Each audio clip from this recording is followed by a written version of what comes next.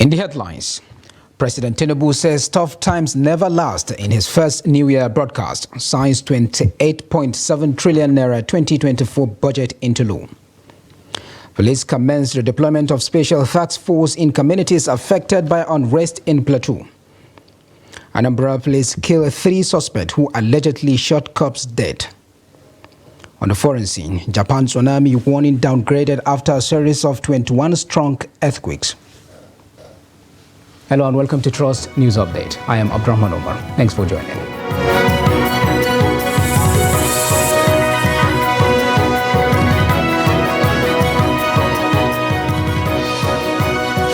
And now the news in full. President Bola Tinubu says his administration will in 2024 work diligently to make sure every Nigerian feels the impact of his government. The president is particular about the economic aspirations and material well-being of the poor, the most vulnerable and working people, which he promises will not be neglected. President Tinubu made the pledges early on Monday morning in a nationwide broadcast to usher in the new year. Kende Amudu takes a clinical look at the speech in this report. I hear the groans of Nigerians who work hard every day to provide for themselves and their families. There is nothing new about the president's New Year broadcast. He is acknowledging, as he has done many times in 2023, that the twin decisions to remove fuel subsidy and deregulate the foreign exchange system has brought some discomfort to individuals, families and businesses. But he is pleading with Nigerians to use the current circumstances to strengthen their resolve to work better for the good of the nation. Dear compatriots, take this from me. The time may be rough and tough. However, our spirit must remain unbowed because tough times never last. We are made for this period, never to flinch, never to falter. The socio-economic challenges of today should energize and rekindle our love and faith in the promise of Nigeria. President Tinubu says he is aware that for some time now conversations and debates have centered on the rising cost of living, high inflation, which is now above 28%, and the unacceptable high underemployment rate. But he says the last 7 months of 2023 were used to lay the groundwork of his administration's economic recovery plans, and government is now poised to accelerate the pace of service delivery across sectors. Areas of focus include delivery of reliable supply of electricity to homes and businesses under the Presidential Power Initiative and the cultivation of 500,000 hectares of farmlands across the country to grow maize, rice, wheat, millet, and other stable crops. To ensure constant food supply, security, and affordability, we will step up our plan to cultivate 500,000 hectares of farmland across the country to grow maize, rice, wheat, millet, and other staple crops. We launched the dry season farming with 120,000 of land in Jigawa State last November under our National Wheat Development Program. Meanwhile, the president is particular about operating a more efficient tax system to increase government revenue. And this new year, we will race against time to ensure all the fiscal and tax policies reforms we need to put in place are codified and simplified to ensure the business environment does not destroy value. On every foreign trip I have embarked on, just one paragraph is dedicated to security, with the president insisting that the situation has improved. In the same breath, the president admits that security forces have silently worked to free captives from abductors, which tallies with what is evident to all, that the administration has not been able to contain insecurity in the country. Though the president's New Year message is rich with inspirational quotes, it still falls far short of providing specific solutions that will inspire the people at their lowest ebb. From the federal capital, Kende Amudu, Trust TV News. Meanwhile, President Bola Tinubu has signed the 28.7 trillion naira 2024 budget into law. He assented to the appropriation bill at a brief ceremony at the presidential villa in Abuja on Monday. The ceremony was witnessed by the President of the Senate, Godswill Akpabio, and the Speaker of the House of Representatives, Tajuddin Abbas, the Minister of Finance and Coordinating Minister of the Economy, Wale Edun, Minister of Budget and Economic Planning, Abubakar Bagudu, and the National Security Advisor, NSA, Nuhu Ribadu, were also in attendance. Also on ground were the Chief of Staff to the President, Femi Bajabiamila, National Chairman of the ruling All Progressives Congress, APC, Abdullahi Ganduje, Chairman of the Senate Appropriation Committee, Olamilekan Adeola, among others. And now let's get back to the New Year celebrations and join Idris Jibrin, who is standing by for us in Kano. Idris, compliment of the season. Compliment of the season. Thank you. Yes. Now, what can you tell us about the mood in Kano for the New Year? Well, the mood in Kano actually, even though it's not like what we used to see before, and as Nigerians join their counterpart across the world to celebrate the New Year, that's 2024, you can see behind me is Ado Bayero Mall, where children on this kind of festivities normally come to while away, come to catch some fun. And I can see that, like I usually see all the time in times of festivity, how children used to troop to this place to enter. Though people are entering, but it's not like as usual as we used to see. Now, the celebration generally in Kano yesterday, I witnessed in the night how people were jubilating and celebrating the New Year, up to coming to this morning when people also started celebrating the New Year and then also went back to their normal activities. I have gone round through the markets today. Definitely, if you go to the markets here in Kano, even though it's a center of commerce, you will not even say it's a New Year, because people have go about their normal business, while some, like this one's passing before me, are also going about celebrating the New Year in various recreational facilities across Kano State. So generally, the celebration is going on in some place, and in some places, it's actually not taking place. Now, to be precise on your location, where can you tell us you are exactly? Well, right now I am at in front of Ado Bayero Mall. It's very popular here in Kano, where people used to come and celebrate their holidays every time, every now and then. So this is Ado Bayero Mall. It has a places where children can come and play. And as I told you, so many of them are coming this evening, even though it's too early to say, but so many of them are coming this evening to enter. But the place is not booming like it used to boom before. Now, in terms of expectations, we do know that it's already New Year, so people have their expectations. Now, what are they saying about their expectation this time around? Well, yes, I have been talking to people about their expectation and the review of the 2023. Well, most of the people are saying, apart from the multiple events that took place in Nigeria, the election, and then the ongoing, the persistent insecurity in most northwestern states, and then people are expecting that the federal government and of course states and local governments will find a way. Their expectation is that government should find a way to minimize the high cost of living that the people are currently experiencing across the country. You know, after the removal of fuel subsidy, it has posed untold hardship among so many Nigerians, especially that's according to what they are saying. So their expectation generally is for the government to find a way to see if this fuel price could be removed, and then which will also in turn may likely affect the price of goods and services, which will reduce the high cost of living. Generally, these are some of the expectations of the people I have been talking to across Kano State. Now, to talk about a distinction, is there a distinction between this year's celebration and last year, given the economic downturn in the country? Definitely, like I told you earlier, the celebration this year is not like what happened last year. I know last year, because of the celebration, I have seen a situation where people died, especially people that are using motorbike and vehicles to run anyhow. So many people died last year. But this year, thank God, that did not happen. No, I didn't hear reports of people dying or injury. But then the celebration last year was actually massive.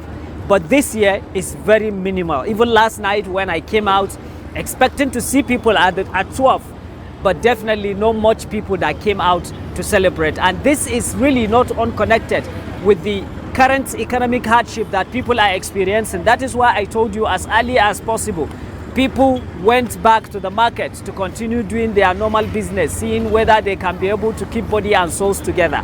So the celebration this year is uncomparable with what happened last year. Now, Idris, thank you so much for taking the time to join us at this time. Thank you. Now, moving on.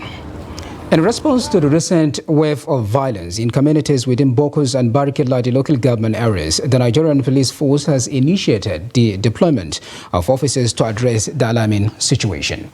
The affected areas have witnessed a series of attacks by gunmen, resulting in the tragic loss of more than 190 lives and extensive property damage. Notably, Inspector General of Police Kayode Ebetokun on Friday issued a directive for the commencement of special operations aimed at curbing the occurring killings and attacks in the villages of Bokkos and Barikiladi local government areas. Before their deployment, Assistant Inspector General of Police Haladu Aliyu addressed the officers, urging them to display resilience and adopt an offensive stance against the criminals responsible for the violence in various parts of the state. AIG Haladu Aliyu emphasized that the ongoing crisis has no ethno-religious correlation. He urged the officers to avoid any form of segregation during the operation, highlighting the importance of a unified approach to maintaining peace and order. An IG on its own has mandated me to be on ground to ensure that task is done, that the aim of this operation is achieved. And as he promised, he has brought the operational asset. See all over him. He has promised that he will bring it, and he has done it. And the men you saw, I addressed the men that are here. Some are doing. We have started deployment already. As at last night, we deployed some men to that place. And now we are deploying more. In the evening, we are deploying more. We must cover, dominate every area, and even beyond, because we may be concentrating in one local government, and then while they strike here, we are going to spread our tentacle, the whole of Plateau State. It must end. It's a promise. We must fight this fight. Now, the Anambra State Police Command says it has so far killed 3 members of a gang that attacked and killed 2 police officers at Uga roundabout in Agota local government area of Anambra State last Thursday. The State Commissioner of Police, Aderimi Adewoye, who disclosed this on Monday, said the gang members were killed during a raid on their camp in Oboji, Orumba South local government area on Sunday night after a manhunt was launched on them based on intelligence gathering. The CP added that the hoodlums after the Thursday attack also launched another attack in the area on Saturday, but were dislodged by security officers who also rescued a 51-year-old kidnapped victim in the process. He said a Lexus Jeep and other items, including 4 improvised explosive devices, 2 pump actions and 16 live cartridges, were recovered from the hoodlums. Adewoye further restated the determination of the command to ensure security in the state. Still on security matters, the police in Lagos State have arrested a man who allegedly paraded himself as a police officer before commercial motorcyclists, whom he allegedly defrauded the sum of 670,000 naira. The command's public relations officer, SP Benjamin Hundeyin, confirmed the arrest to the news agency of Nigeria on Sunday. Hundeyin said the suspect was arrested after information about his activities was received for allegedly printing fake police ID cards and issuing the same to some motorcyclists who paid him between 50,000 naira and 70,000 naira respectively. He said the purpose of issuing them the card was to serve as police errand boys should they be stopped at any security checkpoint, particularly at police checkpoints. The police spokesman further said the suspect confessed to the crimes, stressing that the cards printed were given to motorcyclists at Ojo, Okomeko, and adjunct by the exits of Lagos and collected the amount from the victims. And he said the suspect will be charged to court upon completion of the investigation. Now, concerns are mounting over foreign interference impacting Nigeria's cocoa industry, prompting stakeholders to advocate for government policies aimed at safeguarding and optimizing the potential of the local cocoa economy. Hamid Oyebede completes the story. Cocoa, once a pivotal non-oil export commodity driving Nigeria's foreign exchange earnings in the pre-oil era, has witnessed a decline in the country's production and export standing. Cocoa farmers and agripreneurs are expressing their distress over foreign dominance in the Nigeria's cocoa industry. People that are not even registered with the Cocoa Association, they go to different areas to buy product, and different multinationals go into the farm gate and disrupt the prices there. But if you are actually producing and using our cocoa here in Nigeria, that means we'll be able to deport. Deport is somehow medicinal, so instead of taking the pots and then all the cocoa abroad, we are going to be doing everything here.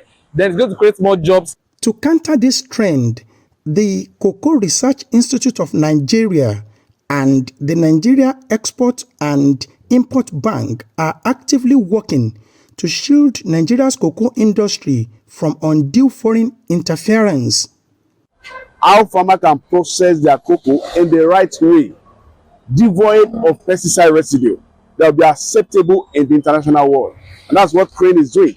With all our technologies, all our innovations, we are actually passing it across to farmers to do it right. So we encourage even our exporters not to export raw commodities, but to add value, either convert the cake into cocoa butter or, other forms of cocoa products, and then export. That way they get more money. The Olani of Etioni, Oba Dokun Thompson, a traditional ruler from a major cocoa producing town in Osun State, emphasizes the importance of enlightening cocoa farmers about the value of their produce and their inherent dignity. So with a lot of activities and programs that we've initiated, the first thing we've been working on is to return self-dignity and self-worth to our cocoa farmers. Stakeholders assert that Nigeria's cocoa industry can reclaim its former glory through the implementation of necessary policies aimed at protection and revitalization. Amid Oyegbade, Trust TV News, Osogbo. Now you are still watching News Update on Trust TV, coming off after the break. Poor waste management in Abuja poses serious health risks for residents. Details of that and more after the break. Please stay with us.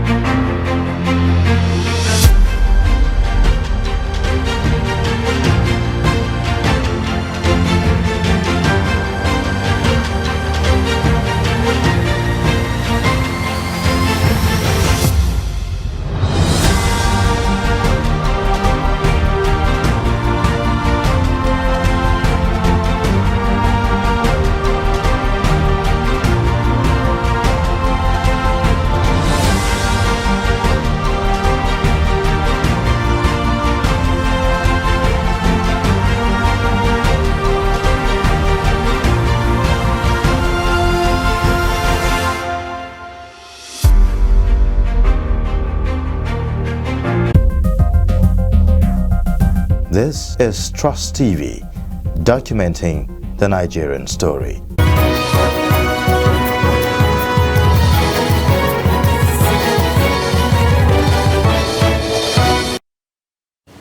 Welcome back. If you are just joining us, this is the news update on Trust TV, and here is a recap of some of our major stories. President Tinubu says tough times never last in his first New Year broadcast, signs 28.7 trillion naira 2024 budget into law. And police commence redeployment of special task force in communities affected by unrest in Plateau. Now to more stories. The Taraba State Governor, Abu Kefas, has pardoned 31 inmates in correctional centers across the state.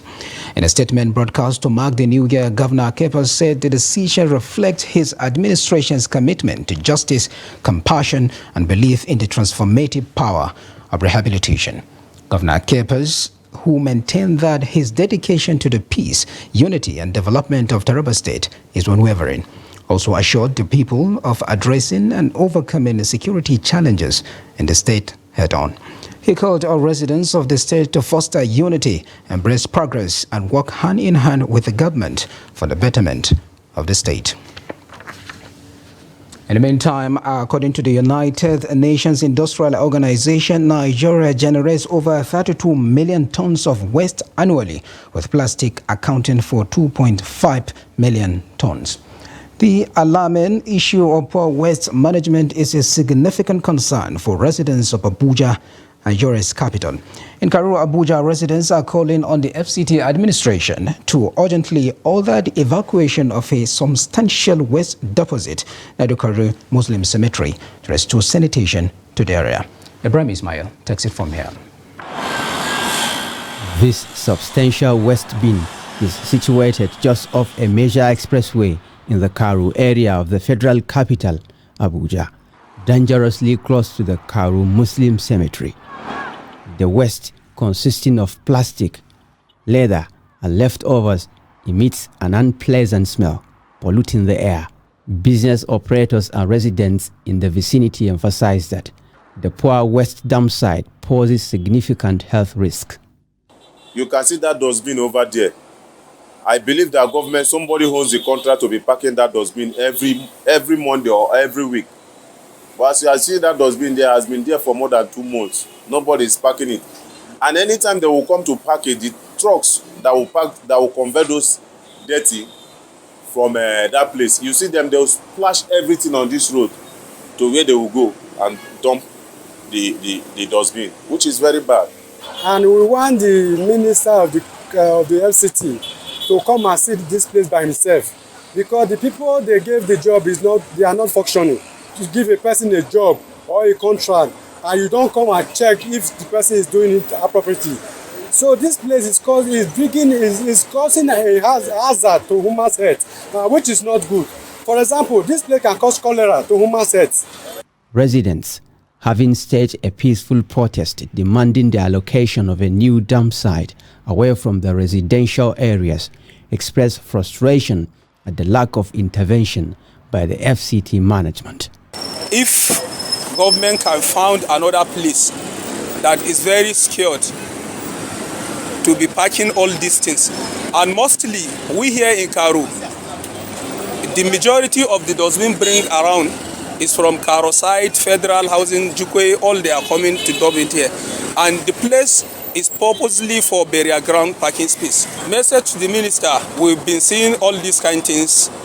We hope that the work he did in the rivers will reflect here in FCT, but up to now, we have not seen anything on ground. Expert highlights that inadequate waste management can lead to the spread of diseases and contribute to environmental degradation. Our World in Data, a research organization, reports that less than 12% of waste generated in Nigeria is recycled, with approximately 80% ending up in landfills and unregulated dump sites. Ibrahim Ismail, Trust TV News, Abuja. And now, in a new development, banks are set to charge customers stamp duty on all foreign transactions between January 2021 to December 2023 by the end of January 2024. This is according to a directive from the Federal Inland Revenue Service. Access Bank disclosed this in a recent letter to its customers. According to the bank, the electronic money transfer levy was only applicable to accounts receiving electronic deposits of 10,000 naira and above, or its equivalent. It, however, noted that starting from January 2024, the deduction will now extend to foreign currency inflows equivalent of 10,000 naira and above, respectively. Based on this new rule, stamp duty will apply to foreign transactions of $11.02 and above. The EMT levy was introduced in the Finance Act 2020, which amended the Stamp Duty Act and aims to improve government revenue from the growth of electronic funds transfer in Nigeria. And now on the international scene, the tsunami threat from a 7.5 magnitude earthquake and a series of 20 other earthquakes measuring 4.0 that struck central Japan on Monday has largely passed, a U.S. agency said, after waves over a meter high had earlier hit some areas. A succession of 21 earthquakes registering 4.0 magnitude or stronger struck central Japan in just over 90 minutes. On Monday, the Japan Meteorological Agency said. The strongest jolt, a major 7.6, it said, and prompted the tsunami warning, with authorities urging people in the area to move to higher ground. As those tsunami waves were possible within 300 kilometers of the quake's epicenter along the Japan coast. The Hawaii-based Pacific Tsunami Warning Center said the largest of the quakes prompted broadcasters to switch to special programming and make urgent calls for affected residents to leave for higher ground. Japan has strict construction regulations intended to ensure buildings can withstand strong earthquakes and routinely holds emergency drills to prepare for a major jolt. And now finally on sports news, the African Boxing Confederation has taken decisive action against its Vice President Azani Omo Agege, suspending him for allegations of blackmail and falsification of documents to secure a position as a board of director. According to a statement issued by Kalong Andre Basele, the Secretary General of the African Boxing Confederation, Omo Agege, sought $100,000 from ABC President Eyasu Wosen Barhanu to arrange a meeting with the Nigerian Minister of Sports. The accusations also involve disciplinary issues, including forgery and falsification of documents, leading to Omo Agege's suspension. The ABC called on the Nigerian Boxing Confederation to remain united, focused, and professional for the continued development of boxing. This development signals a significant shake-up in the leadership of the ABC and raises questions about the integrity of its officials, as Omo Agege faces serious allegations that have now resulted in his suspension. And with that sports news update comes the end of Trust News Update. Do not forget to follow us across online media platforms on our YouTube live stream for more news programs and documentary. I am Akram Hanova. Thanks for watching. Bye for now.